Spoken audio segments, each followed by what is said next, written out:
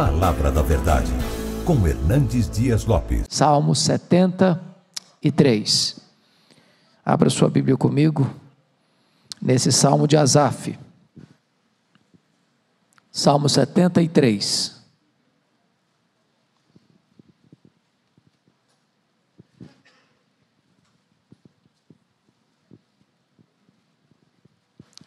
Lido o texto, mantenha a Bíblia aberta, para juntos considerarmos esta passagem.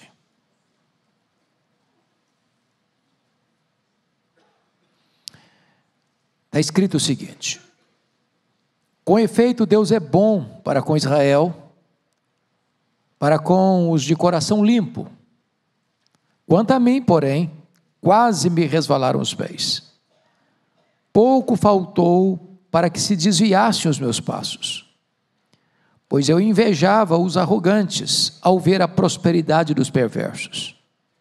Para eles não há preocupações, o seu corpo é sadio e nédio. Não partilham das canseiras dos mortais, nem são afligidos como os outros homens. Daí a soberba que os cinge como um colar, e a violência que os envolve como um manto. Os olhos saltam-lhes da gordura, do coração brotam-lhes fantasias. Motejam e falam maliciosamente, da opressão falam com altivez. Contra os céus desandam a boca, e a sua língua percorre a terra. Por isso, o seu povo se volta para eles, e os tem por fonte de que bebe a largos sorvos. E diz: como sabe Deus? Acaso há conhecimento no Altíssimo? Eis que são estes os ímpios, e sempre tranquilos aumentam suas riquezas. Com efeito, inutilmente conservei puro o coração e lavei as mãos na inocência, pois de contínuo sou afligido e cada manhã castigado. Se eu pensar em falar tais palavras, já aí teria traído a geração de teus filhos. Em só refletir para compreender isso, achei muito pesada a tarefa para mim, até que entrei no santuário de Deus e atinei com o fim deles. Tu certamente os pões em lugares escorregadios e os fazes cair na destruição. Como ficam de súbito assolados, totalmente aniquilados de terror. Como ao sonho, quando se acorda, assim, ó Senhor, ao despertares, desprezarás a imagem deles. Quando o coração se me amargou e as entranhas se me comoveram, eu estava embrutecido e ignorante. Era como um irracional à tua presença. Todavia, estou sempre contigo. Tu me seguras pela minha mão direita. Tu me guias com o teu conselho e depois me recebes na glória. Quem mais tenho eu no céu? Não há outro em quem eu me compraza na terra. Ainda que a minha carne e o meu coração desfaleçam, Deus é a fortaleza do meu coração e a minha herança para sempre. Os que se afastam de ti, eis que perecem. Tu destróis todos os que são infiéis para contigo. Quanto a mim, bom é estar junto a Deus. No Senhor Deus ponho o meu refúgio para proclamar todos os seus feitos. Amém.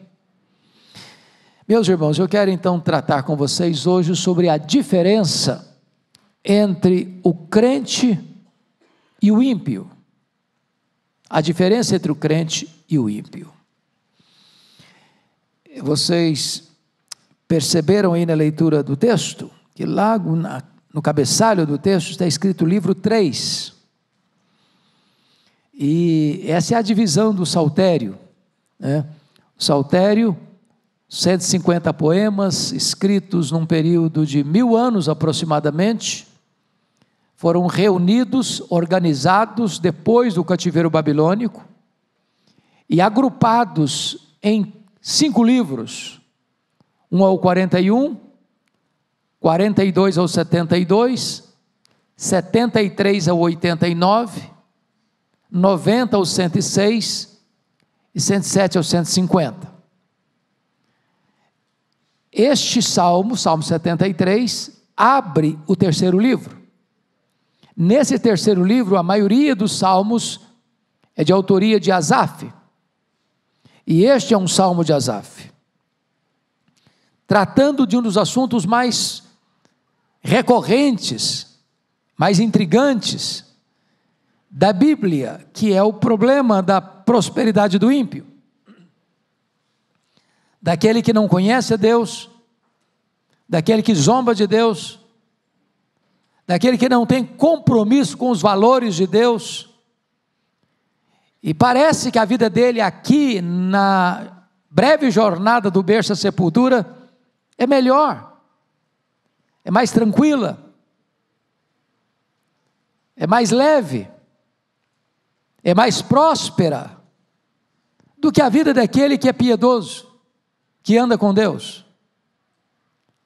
O ímpio parece, na descrição dele, que tudo que põe a mão vira dinheiro, os bens dele prosperam na terra, ele tem saúde. Aliás, parece que o seu corpo é sadio e nédio, a ideia de nédio aí que já vem bronzeado de fábrica. Ele tem amigos que ficam lá bebendo a largos sorvos do que eles falam, embora só falem bobagens, blasfêmias, insultos. Seus filhos parece que são mais bem-sucedidos na vida. E então Asaf vai dizer para nós que de repente ele está na janela da tentação, olhando para os ímpios e olhando para si. Diz: puxa vida, a vida dele é melhor que a minha. Olha lá, eu não tenho os meus problemas. Ele não fica desesperado para pagar a conta no final do mês. Ele paga plano de saúde, mas nem o médico precisa ir, porque a saúde dele é perfeita. Olha lá, está cercado de amigos, ou pelo menos de bajuladores. As pessoas recorrem a eles como os sabichões do tempo. Ele não tem preocupação como eu tenho. E diz o texto que num dado momento Asaf começa a sentir inveja da vida do ímpio, porque ele olha para si e ele só leva burdoada na cabeça, todo dia afligido, todo dia castigado. E a pergunta é: será que vale a pena ser crente? Será que tem vantagem em ser crente? Será que tem algum benefício temporal em servir a Deus? Porque para mim parece que só tem os rigores da lei, para outros só os favores da lei. E esse salmo então é uma espécie de radiografia dessa crise, de diagnóstico desse conflito interior. Mas esse salmo também vai mostrar como Asaf, diante desse drama da prosperidade do ímpio, vai receber luz, discernimento, quando ele vai entrar na casa de Deus, e as coisas vão clarear para ele, porque ele vai atinar com o fim do ímpio, porque o ímpio só tem dinheiro, só tem saúde, só tem bajuladores, e nada mais. Mas o justo, apesar de provado, na fornalha da provação, ele tem Deus, ele tem uma herança imaculada, ele tem uma glória eterna. E aí de repente, com a clareza do entendimento, ele começa a perceber que quem é rico é ele, quem é privilegiado é ele, quem tem motivo de cantar, ainda que nas noites escuras do sofrimento, é ele. E essa é a atenção que eu quero hoje tratar com vocês, à luz do Salmo 73. Se você percebeu comigo, o Salmo começa com a conclusão. Antes de mostrar a tensão, ele faz uma afirmação, porque é um poema, e pedagogicamente, ele vai reafirmar o que ele crê, apesar das circunstâncias difíceis que ele está vivendo. Entendamos isso. a nossa fé não é abalada pelas circunstâncias. Nós podemos passar por problemas seríssimos, gravíssimos, mas isso não mexe com a nossa estrutura de fé. Lembra do Jó? Que perdeu seus bens, enterrou seus filhos, virou uma carcaça humana, uma chaga viva, perdeu o apoio da esposa, foi acusado pelos amigos, mas ele diz: ainda que o Senhor me mate, eu confiarei nele. Uma coisa eu sei, é que o meu Redentor vive. Agora eu sei que tudo podes. Ou seja, a nossa fé não balança, porque a nossa vida circunstancialmente oscila entre a saúde e a doença, entre a riqueza e a pobreza, entre períodos de paz e dias de tempestade. O que vai afirmar no verso 1? Com efeito, Deus é bom para com Israel, para com os de coração limpo. Isso aqui é cláusula pétrea. Isso aqui, nas palavras de um ex-ministro de Estado, é imexível. Não dá para mudar. Deus é bom. Está chovendo, está fazendo sol, Deus é bom. Está com saúde ou está doente, Deus é bom. Vem prosperidade ou adversidade, Deus é bom. Meus irmãos, as colunas da fé, a nossa verdade, não pode ser abalada pelas circunstâncias que porventura sobrevenham sobre a nossa vida. Bom, dito isto, então vamos agora à exposição do Salmo. Eu quero dividir esse Salmo em 2 pontos apenas. Em primeiro lugar, o crente na janela da tentação, e em segundo lugar, o crente na casa de Deus. Onde você vai ficar? Na janela da tentação ou na casa de Deus? O que vai acontecer quando o crente está na janela da tentação? Primeiro, veja comigo, ele invejou as pessoas pelo que elas possuíam, sem olhar a princípio para o que elas eram na presença ou diante de Deus. Veja o verso 2 e 3 comigo. Vamos juntos ler? Quanto a mim, porém, quase me resvalaram os pés. Pouco faltou para que se desviasse os meus passos. Pois eu invejava os arrogantes ao ver a prosperidade dos perversos. O que ele está confessando? Quase me resvalaram os pés. E por que ele estava pisando num terreno escorregadio, numa casca de banana?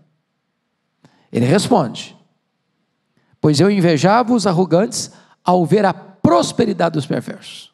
De vez em quando você pergunta isso. Oh Deus, eu não estou entendendo. Eu sou crente, sou dizimista, sou fiel. Eu ando com o Senhor, eu temo o teu nome. Os meus negócios ficam como que meio amarrados. Meu vizinho aqui, não é crente. Aliás, ele é ateu. Aliás, ele fala cada bobagem, cada maluquice. Ele acerta todas. Ele bota a mão, o negócio vira dinheiro, deslancha. Por que, Senhor? Porque eu tenho que gemer para pagar as contas no final do mês? Para pagar a escola dos filhos, para pagar plano de saúde, para entrar num apartamento com 30 anos para pagar, com 20 anos para pagar, e eu fico ali contando os centavos para fechar a conta no final do mês, e o meu vizinho aqui numa canetada ele acerta a vida, na tacada só resolve a vida dele. Ele está olhando esse cenário, e diz: quase me resvalaram os pés, porque eu invejei esse cara. Não é possível, esse cara tem uma vida melhor que a minha. Eu estou andando de ônibus, de metrô, de lotação, e o cara vai de carro importado. Aliás, em carro importado não, sou carro blindado também. E eu estou exposto aí aos riscos. Mas o que é que ele não percebeu a princípio? O que é esse ímpio diante de Deus? Olha o verso 13, o que é que ele chegou a pensar? Você pode ler o 13 comigo? Com efeito, inutilmente conservei puro o coração, lavei as mãos na inocência. Aqui está o perigo. Falei, Deus, não está valendo a pena. Eu acho que eu vou começar a transigir também. Porque esse cara aí não tem esse problema de consciência, não vou fazer esse negócio não, porque isso aqui é contra o meu princípio, eu sou crente, se eu transigir com isso aqui vai ficar feio, o nome de Cristo vai ficar aí maculado por causa do meu mau testemunho. O ímpio não tem essa preocupação. Ele não está perguntando isso. Ele é regido pelo pragmatismo, não quer saber se é certo, quer saber se dá certo. Eu não quero saber se é verdade, quero saber se funciona. Eu não quero saber se isso aí vai trazer algum transtorno para a fé. Eu quero saber se eu vou ter proveito. Eu não preciso ser um político honesto. Eu vendo meu voto lá para apoiar uma proposta lá e levo uma grana. Eu não preciso ser um empresário honesto. Eu faço um negócio aqui nos bastidores e vou ter lucro. Eu não preciso ser íntegro nas minhas decisões. Foi inútil eu ter conservado meu coração puro, de ter lavado as minhas mãos na inocência. Eu só estou levando bordoada, eu estou passando um aperto. Essa era a crise dele. Ele invejou as pessoas pelo que elas possuíam, sem olhar para o que elas eram diante de Deus. Mas o segundo problema dele, ele olhou para a saúde física e emocional dos ímpios, em contraste com as aflições do justo. Olha os versos 4 e 5 comigo. Vamos ler juntos? Para eles não há preocupações. O seu corpo é sadio e nédio. Não partilham das canseiras dos mortais, nem são afligidos como os outros homens. Vejam vocês que têm saúde física, o corpo é sadio, tem beleza física, seu corpo é nédio no sentido de, parece estar bronzeado, o cara vai para o spa, o cara, ele contrata um personal training para ele vai para um nutrólogo e vai tomar só a comidinha certinha, na hora certinha, tudo para ele, um negócio assim bem arranjadinho, bem controladinho, não tem problema.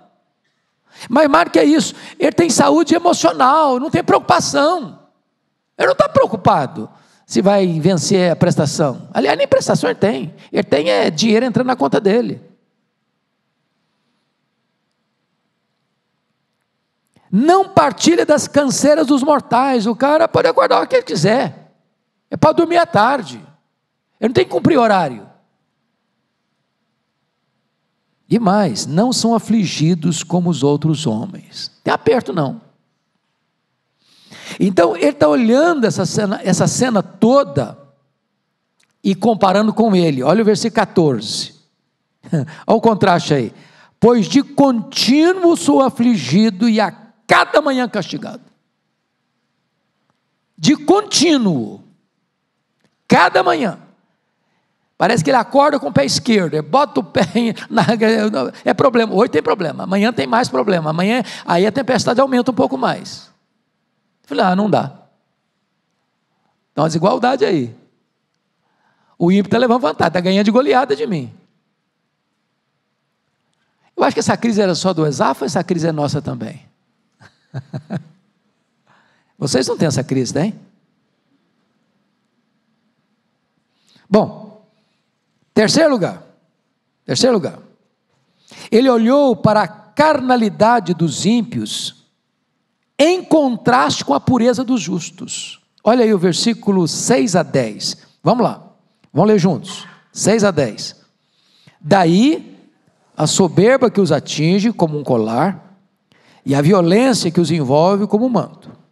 Os olhos saltam-lhes da gordura, do coração brotam-lhes fantasias, motejam e falam maliciosamente, da opressão falam com altivez, contra os céus desandam a boca, a sua língua percorre a terra, por isso o seu povo se volta para eles e os tem por fonte de que bebe a largos sorvos.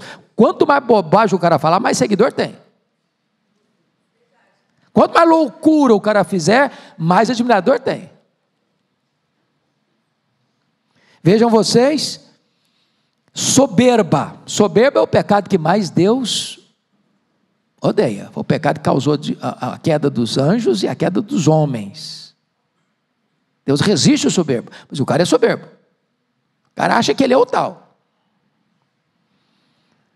Aí diz o texto, notem vocês, a violência os envolve como um manto, porque a violência é fruto da soberba.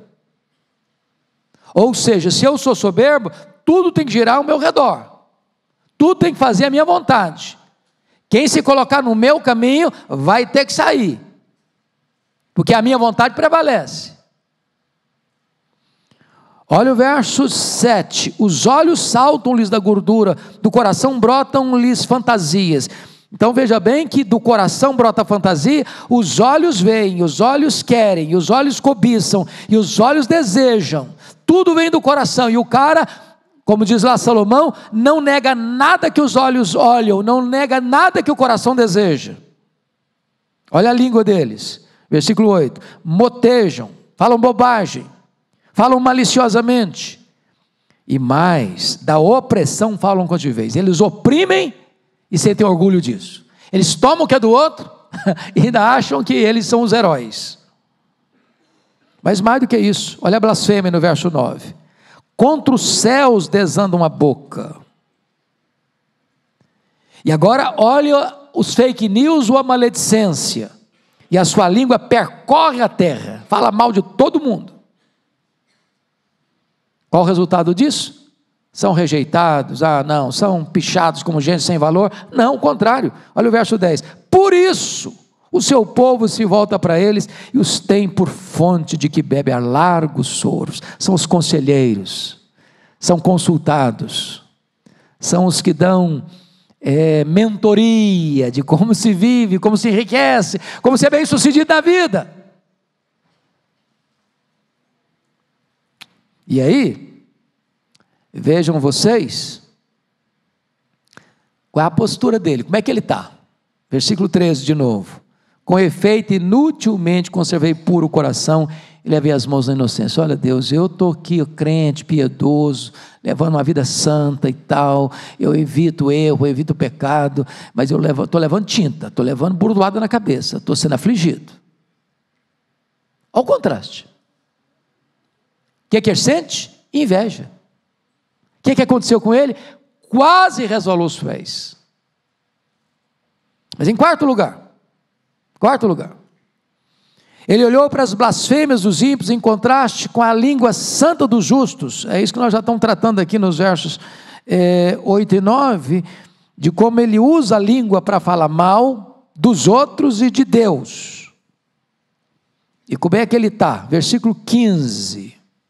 Você leu 15 comigo? Vamos lá?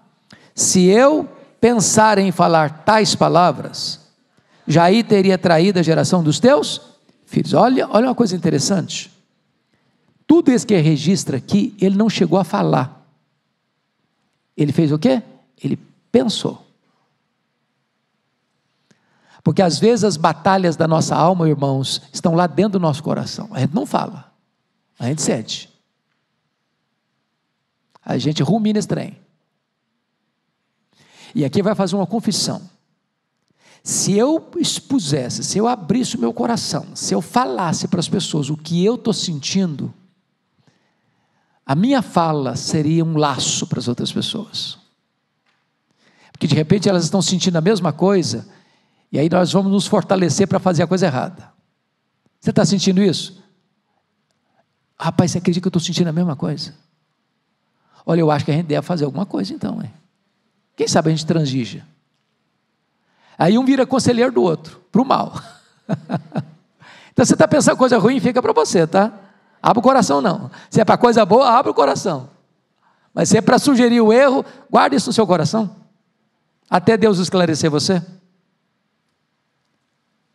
Ele está dizendo exatamente isso. Se eu pensar em falar tais palavras, já teria traído a geração dos teus filhos.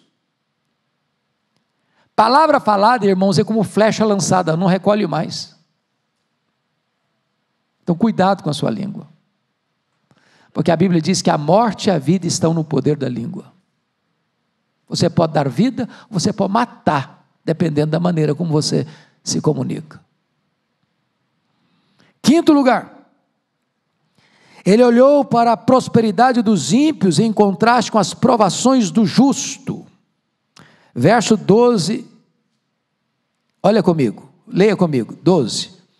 Eis que são estes os ímpios, e sempre tranquilos aumentam suas riquezas. É bem verdade, irmão, que quando a pessoa está vivendo uma tribulação, uma angústia na alma, ele maximiza o problema, não é verdade? Que essa afirmação não é totalmente verdadeira, não. É verdade que todos os ímpios vivem tranquilos? É verdade isso? Não. É verdade que todos os ímpios aumentam suas riquezas? É verdade isso? Não. Não é verdade. Você conhece ímpio que está vivendo um inferno existencial? Você conhece ímpio que está vivendo atormentado debaixo do chicote da culpa? Você conhece ímpio que está se enchendo de drogas, de álcool, porque não aguenta mais o desespero da vida, o vazio da vida?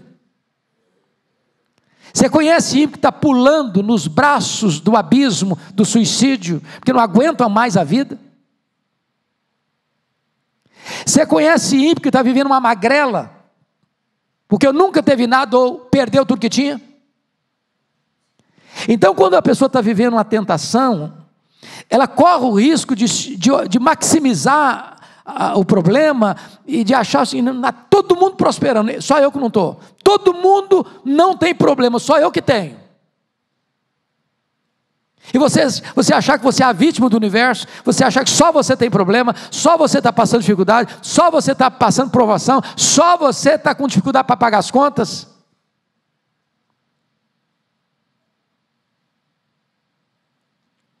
Ele faz uma leitura distorcida do problema. Olha o verso 14. Vamos ler juntos? Pois de contínuo sou afligido, cada manhã castigado. Será que isso é verdade também? Será que é verdade também? Bom, estou falando para um grupo de irmãos e irmãs, de gente crente. Você tem luta na sua vida? Tem. Mas você tem bênção na sua vida? Tem. Tem dia que você está feliz? Está mesmo. Tem dia que você está celebrando? Está mesmo. Com problema, sem problema, você está celebrando. Você é crente. O problema é que a provação, a tentação, pode levar você a olhar a vida do outro como um mar de rosas e olhar para a sua vida como um mar de tempestade. Tem um livro que eu gosto muito, e tem a ver com a família, com vida conjugal, é O Mito da Grama Mais Verde. Alan Peterson. E ele diz que o mito da grama mais verde é o seguinte: a gente sempre pensa que a vida do outro é melhor que a nossa, a casa do outro é mais bonita que a nossa, os filhos do outro são mais educados que os nossos, o cônjuge do outro é mais atraente que o nosso. E a gente acha que do lado de lá do muro a grama está verde. Foi isso que aconteceu com Adão e Eva. De repente o jardim do Éden virou uma coisinha insignificante, uma prisão de privação de direitos maiores que eles eram dignos, que mereciam coisa melhor. De repente o jardim já não satisfaz mais, querem mais. É o problema do filho pródigo, a casa do pai, a mesa do pai já não tem sabor mais, já não tem espaço mais, já não tem prazer mais, porque a vida deve estar pulsando lá fora, no país distante. É a tentação. O outro parece que tem todos os favores, eu parece que só tenho os problemas. Mas a visão está distorcida, a leitura está errada. O que ele está olhando nesse mapa da tentação, ou na janela da tentação, é que havia coroas para os réprobos e cruzes para os eleitos. Os ímpios estavam cantando e ele chorando. Os ímpios tinham descanso, ele tinha perturbação. Os ímpios tinham tranquilidade, sossego e paz, e ele, só tormento. A leitura está embaçada. Esse é o problema da tentação. Esse é o problema da janela da tentação. Mas aí vamos ver o segundo ponto do Salmo agora. Então, vamos tirar o crente da janela da tentação, e vamos levar o crente para onde agora? Para a casa de Deus. Onde tem discernimento, onde tem luz, onde a visão está clara, onde não tem confusão mental, ou não tem nevoeiro na mente. Então vamos ver o que vai acontecer. O crente na casa de Deus. Primeiro, ele deixou de lado o egoísmo idolátrico para olhar para a vida com os olhos de Deus. Vamos ler juntos o verso 15 e 16. Por favor, vamos juntos. Se eu pensara em falar tais palavras, já aí teria traído a geração de teus filhos. Em só refletir para compreender isso, achei muito pesada tarefa para mim. Vejam vocês que o problema dele está no nível mental, antes de estar no nível moral. Ele está pensando, ele está refletindo. E o que ele está refletindo? Ele está refletindo que há coisas que às vezes estão aqui dentro, sendo remoídas, mexidas, recicladas, que não devem ser ditas, para não ser laço, causa de tropeço para outras pessoas. Tem palavras que, se nós as proferirmos, elas vão ser uma casca de banana no caminho de muita gente.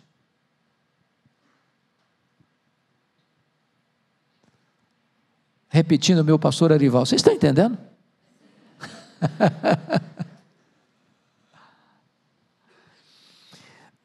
Notem vocês, no verso 17, em só refletir para compreender isso, porque tem hora que é preciso refletir para compreender. O crente, irmãos, não aposenta a sua cabeça, não aposenta a sua inteligência, não aposenta a sua razão. Cristianismo é racional. Nas palavras de John Stott, crer é também pensar. É preciso refletir mesmo. Quando a crise chega, quando a dúvida chega, quando a tentação bate a porta, é preciso parar e refletir. Quem eu sou? Quem é o meu Deus? Qual é a promessa de Deus? Qual é o meu fim? Olha para a vida do ímpio. O que ele tem? O que ele terá? Quais são as vantagens dele? Quais são as minhas? É preciso ponderar tudo isso, botar tudo isso na balança. E então o que acontece? Ele deixa esse egoísmo idolátrico, esse vitimismo dele, essa autopiedade dele, ficar acariciando a sua ferida, para começar a refletir. Porque se ficar só no campo emocional, a gente começa a ter dó da gente mesmo. Coitadinho de mim, ai, tadinho de mim, eu sou a vítima do universo, Deus não gosta de mim, olha o que eu estou passando, olha a luta que eu estou vivendo, olha a prova que eu estou enfrentando, olha o vale que eu estou descendo, olha o chicote nas minhas costas, olha a burdoada na minha cabeça, olha a luta que eu estou vivendo, olha aí o meu vizinho, ó, não é crente não, olha aí, ele não está passando esse problema não. Eu começo a me vitimizar, eu começo a ter autocompaixão. Mas em segundo lugar, ele entrou na casa de Deus para olhar para a vida como Deus a vê. Veja os versos 17 a 20 comigo, vamos juntos ler esse texto, 17 a 20, por favor, vamos juntos. Até que entrei no santuário de Deus, e atinei com o fim deles. Tu certamente os pões em lugares escorregadios, e os fazes cair na destruição, como ficam de súbito assolados, totalmente aniquilados de terror, como ao sonho, quando se acorda, assim, ó Senhor, ao despertares, desprezarás a imagem deles. O que está acontecendo aqui? O Asaf deixou de ser um juiz de Deus para ser um adorador. Porque às vezes a gente acha que a gente é mais sábio que Deus. Ô Deus, eu só acho que o senhor está fazendo uma coisa errada. O senhor está pesando a mão demais aqui, passando a mão na cabeça do outro, passando pano para o outro. A gente começa a julgar Deus. A gente vai achar que Deus está sendo injusto, que eu mereço mais. Aí ele entra na casa de Deus, e entrar na casa de Deus, irmão, significa escutar a palavra de Deus. Olhar para a vida na perspectiva de Deus, com as lentes de Deus. E a primeira coisa que ele vai compreender, quando eu entrei no santuário de Deus, eu atinei com o quê? Com o fim deles. Agora eles estão na boa, agora eles estão no alto, agora eles estão no topo da pirâmide, agora eles estão sendo aplaudidos, agora eles estão se enriquecendo, agora estão blasfemando, agora eles são os tais. Mas quando eu paro para imaginar, como é que vai ser o fim deles? E o fim deles? E quando chegar a hora do julgamento? E quando Deus for acertar a conta com eles? E quando Deus os chamar à sua presença? E quando eles forem pesados na balança de Deus? E aí a coisa começou a clarear para ele. Então notem comigo o verso 18. Tu certamente, olha a convicção, tu certamente, não é talvez não, tu certamente os pões em lugares escorregadios e os fazes cair na destruição. O que está dizendo? É que o cara que começa a zombar de Deus, Deus coloca uma espécie de oportunidade para ele, e ele vai cair na destruição. Ele acha que está levando vantagem, e aí é a sua destruição. Não diz lá Tiago que a riqueza mal adquirida vai ser combustível do fogo que vai destruir a pessoa? Pense comigo nessa triste situação de corrupção galopante no Brasil, em todos os setores da sociedade, e a pessoa acha que está levando vantagem. Mas na verdade aquela riqueza que ela acumulou desonestamente, surrupiando, seja do erário público, seja de bens particulares de alguém para se enriquecer, aquilo vai ser a sua destruição. Deus coloca a destruição no caminho delas. Olha comigo o versículo 19, como ficam de súbito assolados, totalmente aniquilados de terror. Veja bem que ele estava em paz, não é isso que ele estava dizendo? Está sereno, está seguro, está tranquilo. Até quando ele vai ficar tranquilo? Até quando vai ficar tudo bem com ele? Vai chegar uma hora que essa tranquilidade dele vai acabar. E se não acabar enquanto aqui caminhar, certamente vai acabar no dia do juízo. Quando o Senhor vai dizer para ele: apartai-vos de mim, vós os que praticais a iniquidade, para o fogo eterno, preparado para o diabo e seus anjos, e não haverá quem recorrer, e não haverá bajulador que vai ajudar. Mas tem mais. Por favor, note comigo a figura do verso 20. Como ao sonho quando se acorda, assim, ó Senhor, ao despertares, desprezarás a imagem deles. Ele está usando uma figura de linguagem, como se Deus estivesse aqui agora, dormindo. Porque essa é a pergunta da sociedade: por que o camarada faz e acontece, faz e acontece, faz e acontece, faz e acontece, não acontece nada com ele? Por que ele consegue subornar uma testemunha, subornar um juiz, subornar uma corte, subornar aqui, subornar ali, e ele escapa de tudo, ele escapa de todos? Onde está Deus? Parece que Deus está dormindo. Essa é a linguagem. E a Bíblia usa muito essa linguagem, como se Deus estivesse dormindo, como se Deus não estivesse olhando, como se Deus estivesse percebendo. E ele diz que haverá um momento em que Deus vai acordar. Não é que Deus dorme, não, Deus não dorme. Não dormita nem dorme o guarda de Israel. A linguagem é que parece que tem hora que Deus não acerta as contas na hora. É isso mesmo, Deus nem sempre acerta as contas na hora. Deus não castiga o pecador, acabou de pecar, vem castigo. O cara, eu falei, epa, que é isso? Deus dá corda para o cara. Mas quando Deus levantar, aí está perdido. Aí não tem a quem recorrer. Aí não tem ninguém que os livre. Essa é a linguagem de Asaf aqui.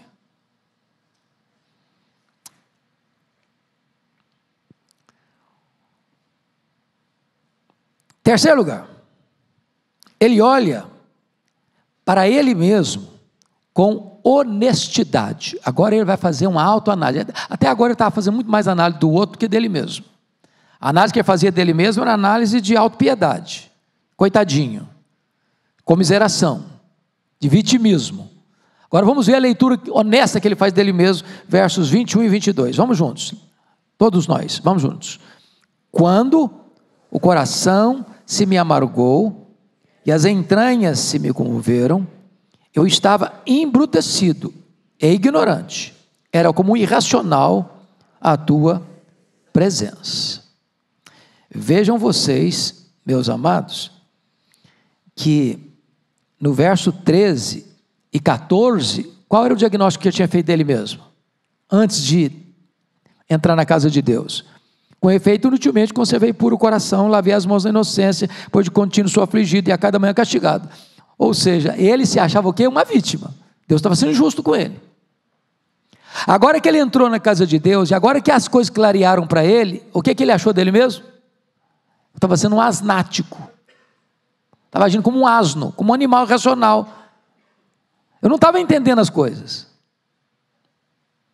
Agora reconhece que o problema era ele, estava nele. Que estava fazendo uma leitura errada, irracional. Ele estava olhando para ele mesmo, sentindo uma vítima.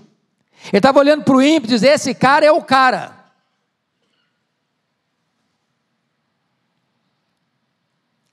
Quantas vezes, meus irmãos, a gente também corre o risco de agir como um tolo, pensar como um tolo.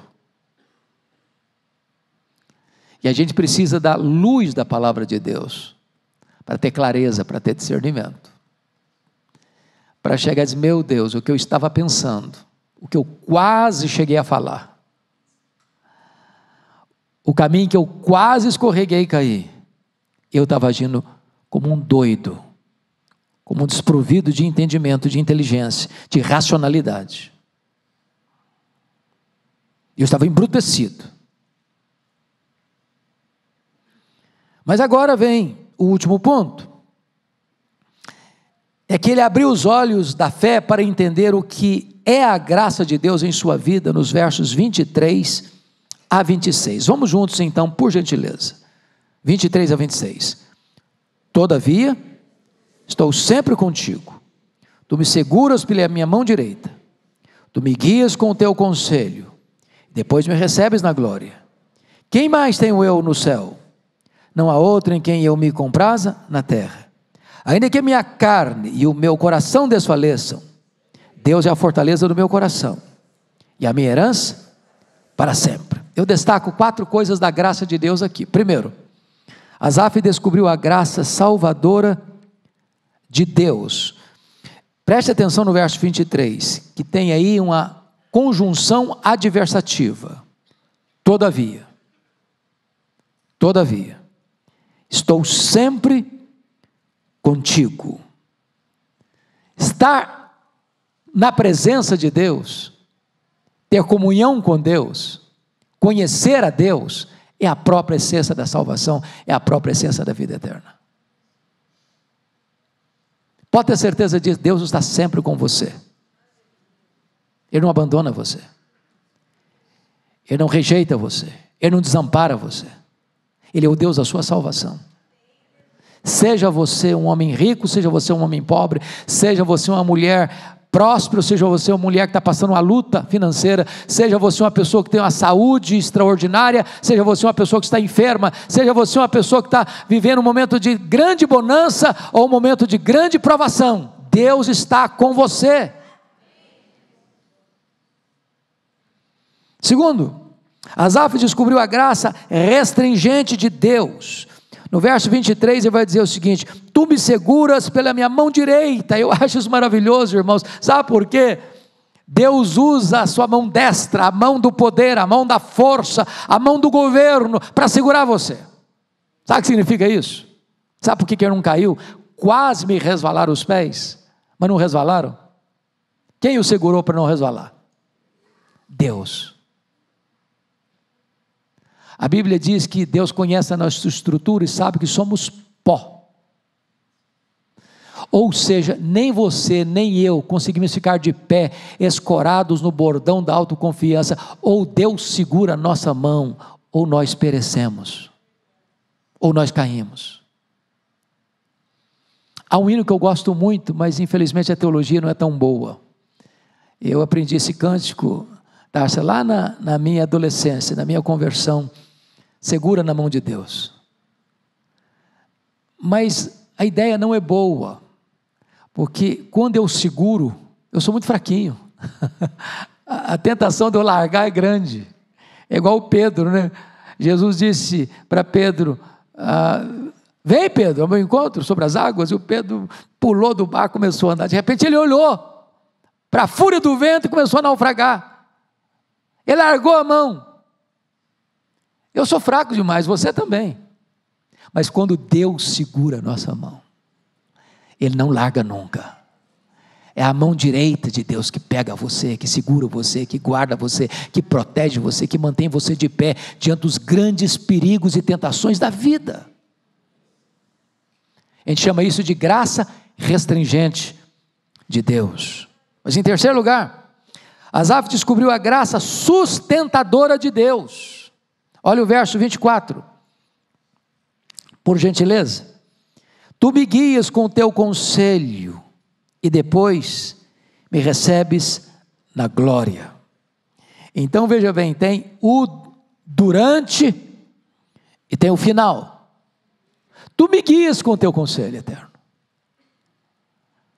A direção de Deus vai nos levando, é a palavra que nos instrui, que nos santifica, que baliza a nossa vida, para você não desviar nem para a direita, nem para a esquerda, para você fazer tudo segundo está escrito.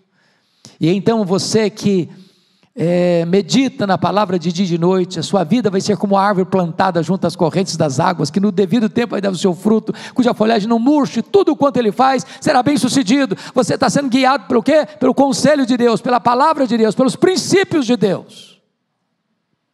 Você não vai ceder, nem à pressão, nem à sedução, porque você tem a Bíblia como a sua única regra de fé e prática.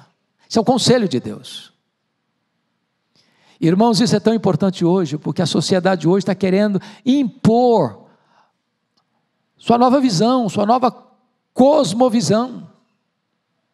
Como o pastor Arival disse hoje, a igreja tem valores e tem princípios que ela não negocia, que ela não abre mão. Mas a sociedade mudou, mas houve uma decisão de uma corte, por mais egrégia que ela seja. A Bíblia não foi, ela não será, ela continua sendo, ela é a palavra de Deus, a nossa única regra de fé e prática. Deus nos governa pela sua palavra. Tu me guia com o teu conselho eterno. A igreja é guiada pela palavra de Deus, e pronto. E quando a caminhada terminar, o texto diz: e tu me recebes na glória. É o triunfo, não é a condenação, não. Tu me recebes na glória. Mas em quarto lugar, Asaf descobriu a graça galardoadora de Deus. Então nós estamos falando de 4 tipos de graça: graça salvadora, graça restringente, graça sustentadora e, em quarto lugar, a graça galardoadora de Deus. Versos 25 e 26, vamos ler juntos? Mais uma vez. Quem mais tenho eu no céu? Não há outro em quem me compraza na terra. Ainda que a minha carne e o meu coração desfaleçam, Deus é a fortaleza do meu coração, e a minha herança para quando? Para sempre. Então qual é a riqueza de Asaf? Deus. Qual é a herança de Asaf? Deus. Qual o tesouro que vai ter no céu? Deus. Você quer riqueza maior? Você quer herança maior? Você quer tesouro maior? Você tem Deus. Você tem o seu Filho. Você tem Jesus. Então me permito ilustrar isso para vocês compreenderem melhor. Eu acho que eu já contei num dado momento essa ilustração aqui. Havia um homem muito rico na Europa, e esse homem, amante da arte, investiu a maior parte da sua riqueza em obras de arte dos maiores pintores da Europa. Ele tinha uma galeria selecionadíssima, quadros famosíssimos. E ele tinha um único filho, que era o herdeiro de toda a riqueza dele. Um dia esse filho dele foi fazer uma viagem com um colega, e nessa viagem, esse filho sofreu um acidente e morreu. O colega, longe de casa, querendo, de certa forma, consolar o pai, porque não dava nem para resgatar o corpo para um funeral na época, não tinha todos os preparativos que se tem hoje, resolveu, mesmo não sendo um artista de nome e renome, fazer breves esboços do rosto do filho, um quadro, simples, sem arte. Mandou botar uma moldura bonita e mandou para o pai enlutado. E o pai então, já no final da sua jornada, coração partido de dor, resolve fazer um testamento, dizendo para o seu administrador, para o seu mordomo, que após a sua morte, ele deveria fazer um grande leilão com todas as suas obras de arte e doar, porventura, o resultado de tudo isso para a obra de caridade. E fez o testamento. Ele foi a óbito. Em tempo oportuno, o administrador faz o grande leilão, convocando as pessoas mais amantes da arte, as pessoas mais aquinhoadas, para disputar ali aquelas obras de arte. E então, num salão muito nobre, muito bonito, muito rico, muito pomposo, as pessoas mais ricas e as mais amantes da arte estavam lá para comprar os quadros, seriam leiloados. Mas, curiosamente, quando o administrador vai fazer o leilão, o primeiro quadro que ele bota para ser leiloado foi o quadro do filho. Não tinha valor nenhum, não tinha arte nenhuma, não tinha beleza nenhuma, não tinha assinatura de nenhum artista. E o pessoal ficou muito decepcionado. E ninguém queria fazer oferta nenhuma, inclusive. Lá pelas tantas, um cidadão levantou-se e fez a oferta e comprou o quadro. O quadro do filho, que o colega tinha feito. E quando ele comprou o quadro do filho, o administrador disse assim: está encerrado o leilão. Todos protestaram, falaram: que negócio é esse? Nós fomos chamados aqui, fomos convocados aqui, como está encerrado o leilão? Está encerrado o leilão, porque faz parte do testamento. Quem tem o filho, tem tudo, é dono de tudo. Está escrito lá em João: quem tem o filho, tem a vida. Se você tem Jesus, você tem tudo. Tudo é seu. Tudo é seu. Você tem o dono de tudo. Ele, Deus, o Filho, é o seu, é a sua herança, é a sua riqueza, eternamente. É isso que ele está dizendo. Mas notem comigo, no versículo 26, ainda que minha carne e meu coração desfaleçam, Deus é a fortaleza do meu coração e minha herança para sempre. Ou seja, não importa se aqui no mundo, entre o berço e a sepultura, eu vou ter problema, vou ter luta, vou ter enfermidade, vou ter pobreza, vou ter aflição, vou ter isso, vou ter aquilo, não importa, ainda que meu coração desfaleça. Isso não muda a verdade eterna de que Deus é a minha herança, a minha riqueza para sempre. Então quem é feliz na verdade? Quem é rico na verdade? É o crente, que tem Deus como sua herança, que tem aqui a graça salvadora, A graça restringente, a graça sustentadora, a graça galardoadora. Mas vamos à conclusão, nos versos 27 e 28. Vamos ler juntos a conclusão do Salmo? Os que se afastam de ti, eis que perecem. Tu destróis todos os que são fiéis para contigo. Quanto a mim, bom é estar junto a Deus. No Senhor Deus foi o meu refúgio, para proclamar todos os seus feitos. Ele começa o Salmo dizendo: eu quase resvalei os pés. Eu invejei o ímpio, a prosperidade dele. Eu achei que o ímpio estava na vantagem, e eu estava em desvantagem. Toda manhã castigado, toda manhã afligido. Achei por um momento que tinha sido em vão eu ter conservado a minha vida limpa, pura, santa, piedosa. Mas agora eu fiquei esclarecido. Agora eu percebi que a realidade é outra. Agora eu percebi que a vantagem do ímpio é muito pequena e muito limitada e muito temporária, mas a minha herança, a minha riqueza, a minha segurança é eterna. O ímpio vai perecer, mas eu, quanto a mim, é bom demais estar junto a Deus. Bom demais. Pois no Senhor eu ponho o meu refúgio, para fazer o quê? Proclamar todos os seus feitos. Agora eu não acho que Deus é injusto, mas não, agora eu acho que Deus é bom. E assim que ele conclui, como disse lá no começo, no versículo 1, ele começa com a conclusão. Vamos ler juntos com voz bem clara e eloquente o verso primeiro? Com efeito, Deus é bom para com Israel. Para com quem? Para com os de coração limpo. Você está convencido disso, que Deus é bom? Então vamos ficar em pé e vamos orar.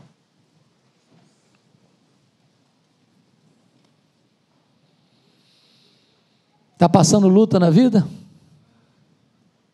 Vocês não têm luta, né? Ou ainda tem?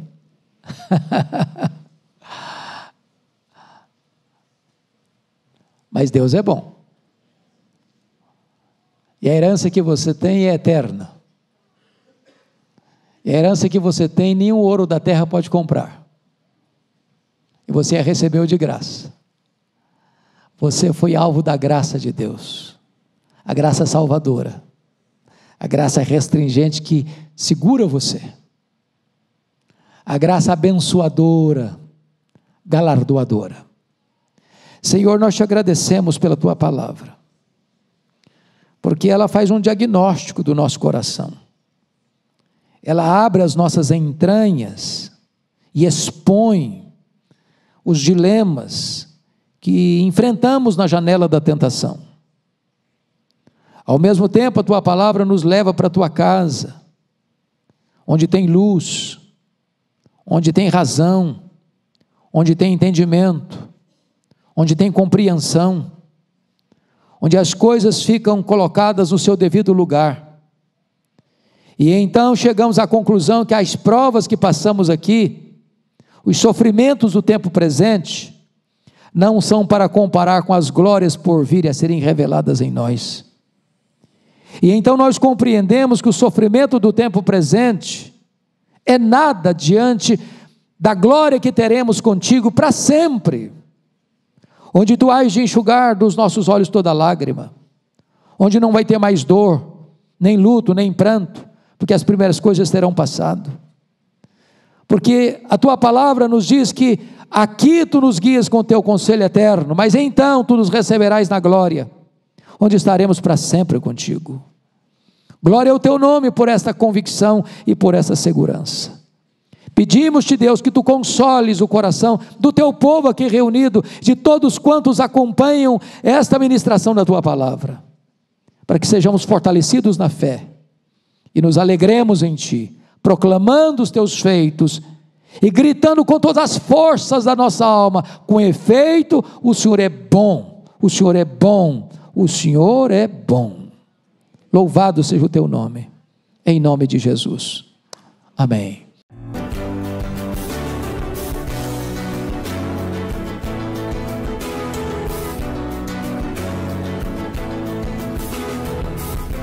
Palavra Palavra da Verdade, com Hernandes Dias Lopes.